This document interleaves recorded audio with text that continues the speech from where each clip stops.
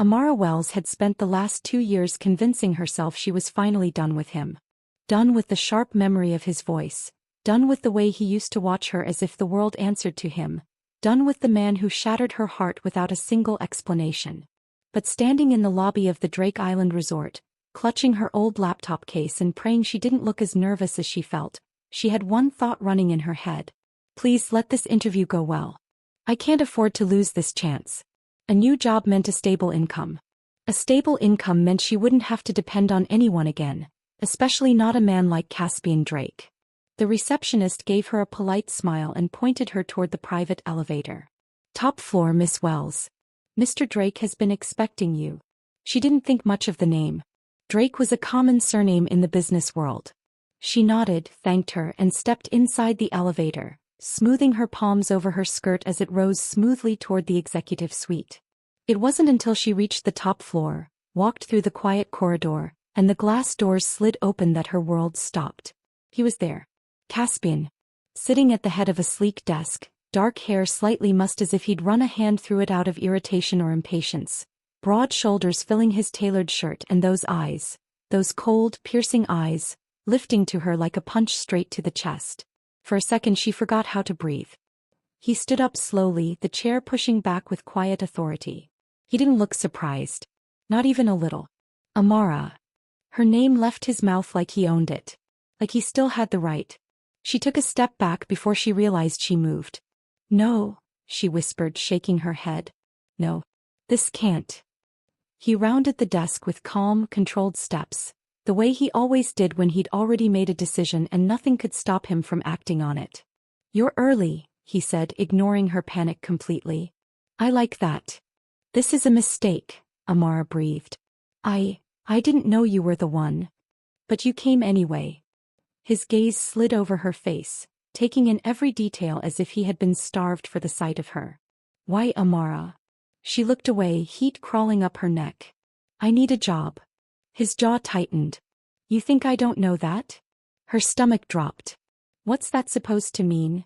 He didn't answer. Instead, he walked back to his desk, picked up a folder and held it out toward her. She didn't move. Sit, he said quietly. Not rude but firm. Dominant. The tone that always made people follow his lead willingly or not. She sat only because her legs felt unsteady. Caspian opened the folder, his fingers tapping once against the table. You applied for the executive administrative position. Yes. You're overqualified, he said. Then why call me in? His gaze lifted to hers. Because I wanted you here. Her pulse jumped and she hated that he noticed. His mouth twitched slightly, almost like he was amused. I don't want this job anymore, she said abruptly. You're not leaving. She blinked. You don't get to tell me what to do. His stare hardened. I told you 2 years ago that you belonged with me. You ran. But you're here now. That doesn't mean anything. It means everything. She pushed back her chair, ready to walk straight out the door and back onto any boat that could take her off this island. She didn't care where she ended up. Anywhere but here. But before she could reach the exit, the sky outside the windows darkened so fast it looked like someone had flipped a switch. The wind roared against the glass. The lobby intercom buzzed. Attention all guests, a voice announced. Due to severe incoming storm conditions, all flights and ferries have been cancelled. Please remain indoors until further notice. Amara froze. No. No, this can't be happening. It is. Caspian murmured, already grabbing a jacket and stepping toward her. And you're staying here. I'll find another room. They're all booked. His eyes didn't move from her face. The whole island is at full capacity. What about staff rooms? No vacancies. She shook her head. Then I'll stay in the lobby. His hand shot out, closing around her wrist, not harsh, just firm enough to make her stop. You're not sleeping in a lobby. She tried pulling away, but his grip only tightened slightly, steadying her. Let go. He didn't. Amara. Her heart slammed in her chest. Anger, fear, and something else she refused to name. You can stay in my suite, he said. There's nowhere else. And I'm not letting you wander around this island alone in a storm. This is insane. What's insane, he said softly, is you thinking I'll let you out of my sight again. She opened her mouth but no words came out. He guided her toward the elevator with a calm authority that made her want to scream, and cry, and maybe, deep down, lean into him despite everything. When the doors closed, she moved as far away from him as possible, pressing into the corner. Caspian watched her with eyes that saw too much. "You're scared of me." "I'm scared of how you make me feel," she muttered before she could stop herself. His breath hitched, subtle but real. "Good. What is that supposed to mean?" "It means you still react to me. It means I still matter." His voice dropped. "Even after everything?" She didn't answer.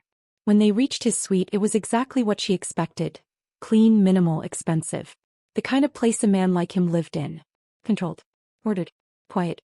She stepped inside, refusing to look at him. But she heard him lock the door. He spun around. "Why did you do that?" "Storm protocol," he said simply. "You could have left it unlocked." "I don't take risks with you." Her breath caught. "Caspian, don't start." He took a step closer. She backed away. "You're trembling," he said quietly. "No. I'm not." He didn't touch her, but he didn't need to. His presence was enough to make her feel cornered and seen all at once. "You shouldn't have come here," he murmured. "Not alone. Not without anyone knowing where you are." "I came here for work, not for you." "You came here for a chance," he corrected. "And I'm offering you one. But you're not leaving this suite until the storm clears. You can't make decisions for me." "I just did." She let out a frustrated breath and walked toward the balcony doors, needing distance. The storm raged outside, waves crashing violently. Lightning flickered far out across the water. "Why did you really call me here?" she asked, not turning around. Silence. Then footsteps. Slow, steady. His voice was right behind her. "I never stopped wanting you." Her heart lurched. "Caspian. And I never planned to let you go again." She faced him, ready to argue, but something caught her attention. Outside the suite, in the hallway, two staff members were speaking in hushed voices. Mr. Drake requested the emergency storm alert hours before it even formed. "I heard he knew she was coming. Looks like he planned this." Amara's stomach dropped. "He didn't just trap her. He orchestrated everything." She turned to him slowly, her voice trembling. "You knew I was coming?" His eyes didn't waver. "Yes. And the storm, the rooms, all of this. Everything I did," he said, stepping close enough for her to feel his heat, "was to make sure you ended up right here." Her pulse pounded. "You're mine, Amara. You always have been." Amara did not sleep that night. She lay stiffly on one end of the spacious bed while Caspian occupied the other side, the distance between them feeling thinner than air. She kept her back to him, staring at the dim outline of the balcony doors. The storm outside had slowed, but the wind still hummed through the cracks, occasionally making the curtains flutter. She hated that she was even aware of the sound of his breathing. Calm, steady, controlled. Just like him. By morning, her body felt heavy. Her eyes burned from staying awake, but she forced herself up. The suite was quiet, the storm's rage reduced to soft rain tapping against the glass. Caspian wasn't in bed anymore. She found him in the kitchen area, sleeves rolled up, preparing something simple, coffee and toast. For a billionaire who was used to people serving him, it surprised her. He noticed her immediately, eyes dragging over her face. "You didn't sleep." "I didn't have much choice." "You always have a choice," he said, setting down a mug. "Even if you pretend you don't." She ignored the mug. She didn't want anything from him. Not even caffeine. "I want to speak to the resort manager," she said. "I want to try for a room again." "No point. They're all still full." "I'll take a supply closet at this point." "You're not sleeping in a closet." His tone was firm, but she didn't care. She walked past him and reached for the suite door. She was determined. Anything was better than staying here with him, feeling all the old tension push its way to the surface. But the moment she opened the door, she nearly walked into someone. A man in a medical coat held a small bag, blinking in surprise. "Oh, Miss Wells," he said. "Caspian asked me to check on you after the storm." She froze. Caspian stepped behind her. "Come in." Amara shot him a glare. "I didn't ask for this." "You twisted your ankle last night," he reminded her. "You didn't let anyone look at it." "I'm fine." The doctor cleared his throat politely. It's just a quick check. Amara didn't want an audience for this, especially not with Caspian watching. But arguing would only prolong everything. She reluctantly sat on the couch. The doctor gently examined her ankle, pressing lightly. It's swollen, he said. Not serious, but you should avoid unnecessary walking. Caspian crossed his arms. She's not going anywhere. Amara's jaw tightened. She hated how he spoke like she belonged to him. Like her choices were meaningless. I can move fine, she snapped. Caspian's eyes narrowed slightly. You'll rest. I'll do what I want. The doctor gave a small, awkward smile and began packing up his things. I'll send over a compression wrap. If she stays off it, she'll heal quickly. Caspian nodded once, dismissing him. The moment the door shut, Amara stood up, ignoring the slight sting in her ankle. Don't ever call someone to check on me without asking. He didn't look remotely apologetic. You needed it. No, Caspian. You wanted it. His jaw flexed. Maybe I did. Their eyes met, and the tension between them thickened instantly. Frustration. Attraction. Anger. Longing. Everything they tried to bury came rushing forward. Why are you acting like you still have a say in my life? She demanded. Because you act like you don't know why I do, he said quietly. She scoffed. I know exactly why. You think everything belongs to you, your company, your world, me. That's why you expect people to obey you. Don't twist this, he said, stepping toward her. I'm not trying to control you. Really? Because it feels like you're doing exactly that. He didn't stop moving until she bumped into the edge of the kitchen counter. His hands didn't touch her, but he stood close enough that she felt his heat, the familiar scent of his cologne drifting around her. You think I don't care about what you want? He asked, voice low. You think I'm forcing you? What else would you call it? I call it protecting what matters to me. Her breath hitched. She hated the tremble in her chest. She hated the way her body reacted to him even now. Hated that he still had this effect on her. Caspian, don't. Don't what? His tone softened, but his eyes stayed locked on hers. Don't get close. Don't speak the truth. Don't remind you that you were mine once. I'm not yours anymore. He leaned in slightly and her stomach clenched. But you still react to me like you are. That's not true. He didn't touch her, but he brought his hand up, stopping just inches from her cheek. You're shaking. I'm angry. No, he said softly. You're overwhelmed. She hated that he could read her so easily. She grabbed his wrist before he could get any closer. Step back. His voice lowered. If I step back, it won't change what you feel. Caspian wasn't arrogant, he was certain. Confident in ways most men couldn't even attempt to be. She wanted to deny everything he said, wanted to shut him down, but she couldn't ignore the heat spreading through her chest. You don't know anything about me anymore, she managed. I know everything, he murmured. I know when you're scared, when you're pretending, when you're hurting, when you're lying, to me or to yourself. She pushed him back with a shaky breath. Stop talking like you know me. He caught her hands before she could pull away. Just one grip, warm and firm. Not harsh, but strong enough that she felt the weight of his presence all over again. I know you, he said quietly. I know that if I kissed you right now, you'd let me. Her heart slammed against her ribs. You're arrogant. Maybe. But I'm right. He hated him. He hated that he was right. Caspian. Tell me you don't want me to kiss you. He paused, watching her carefully. Say it and I'll walk away. But she couldn't. She opened her mouth and nothing came out. Not a word. Not a lie. Not a truth. His eyes softened with a quiet victory. You can't. He leaned in slowly, giving her time to move away. He didn't. His hand slid gently along her jaw, thumb brushing her cheek in a way that felt too intimate, too familiar. Amara's breath caught. Last chance, he whispered. She closed her eyes. And he kissed her. Not rough. Not hungry. Not desperate. It was slow at first, deeply emotional, like he was reminding her of everything they'd lost. Warmth spread through her chest, melting every wall she had tried to build. She felt herself leaning into him without thinking, her fingers curling against his shirt. The kiss deepened, his hand moving to cup the back of her neck, pulling her closer. Her breath trembled when she finally broke away, chest rising and falling as she tried to gather her thoughts. His forehead rested against hers for a moment, as if he needed the closeness just as much. "I never stopped loving you," he whispered. "Not even for a day." Her eyes burned. "Then why did you leave me?" His jaw tightened and something dark flickered behind his gaze. "Because someone threatened you." Her breath stilled. "Threatened me?" He nodded once.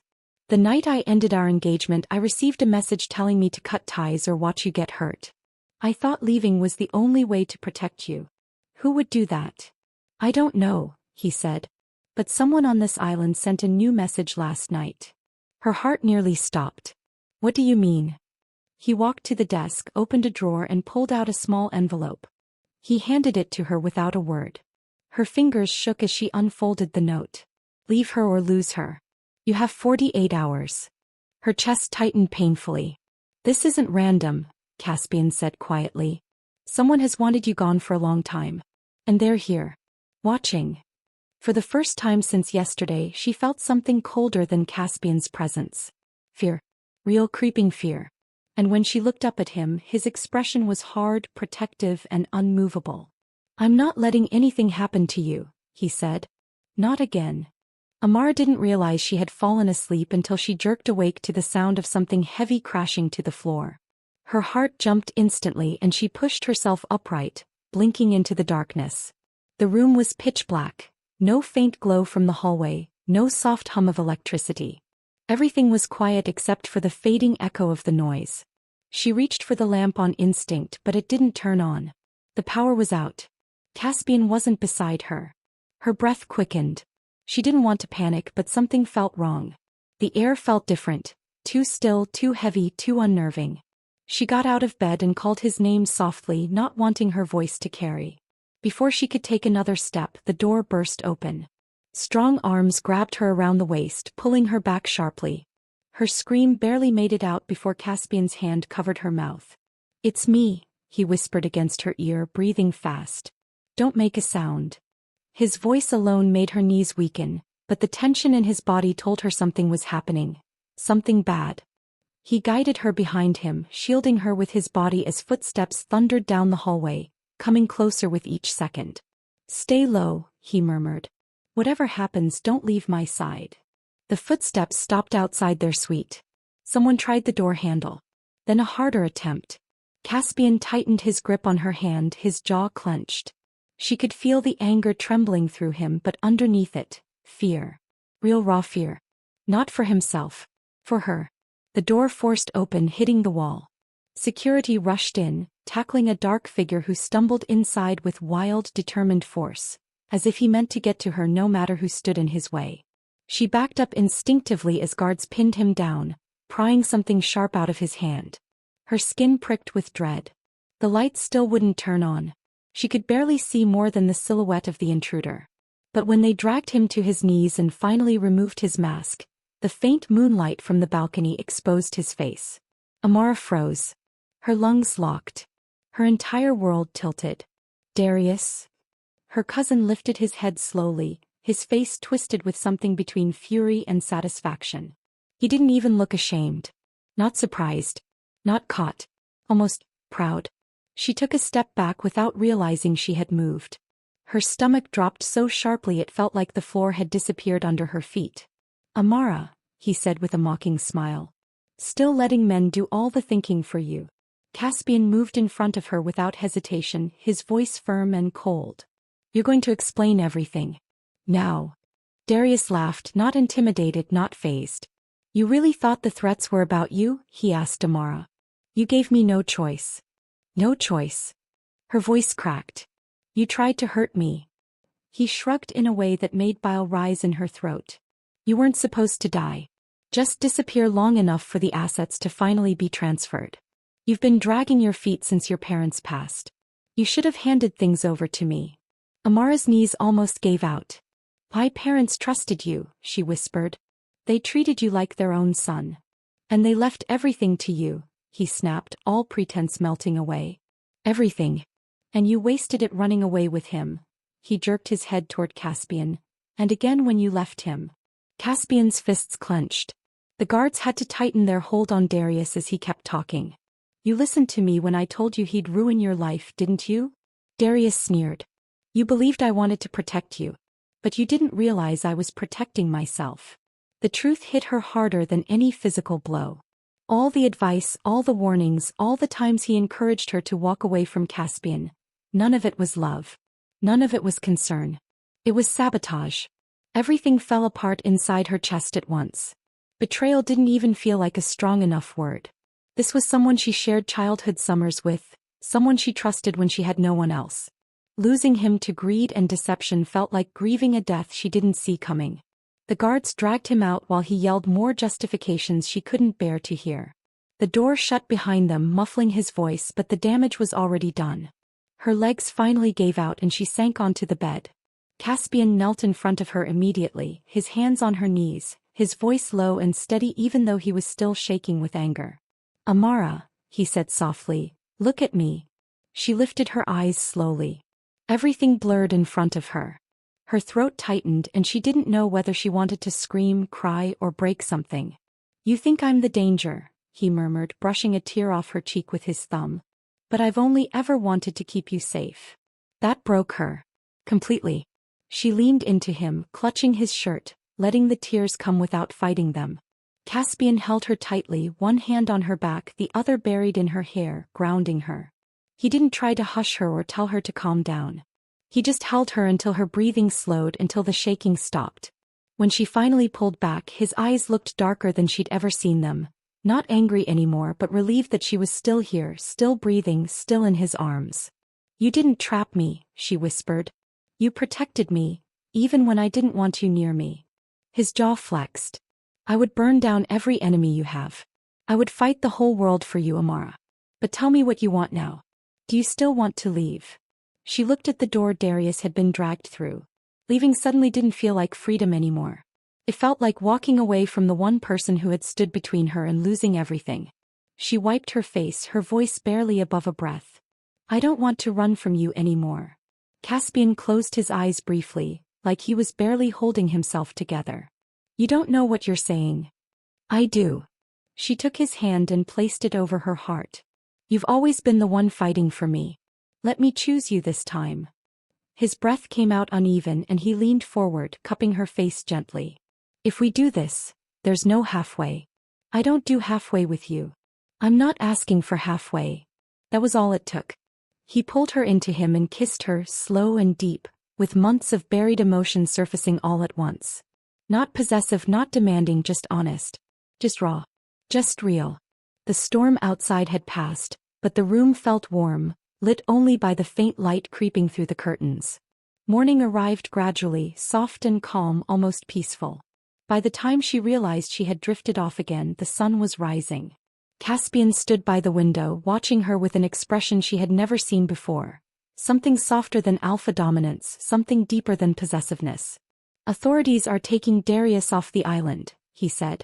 It's over. She sat up slowly. So, I can leave today. You can, he answered quietly. And I won't stop you. No tricks. No pressure.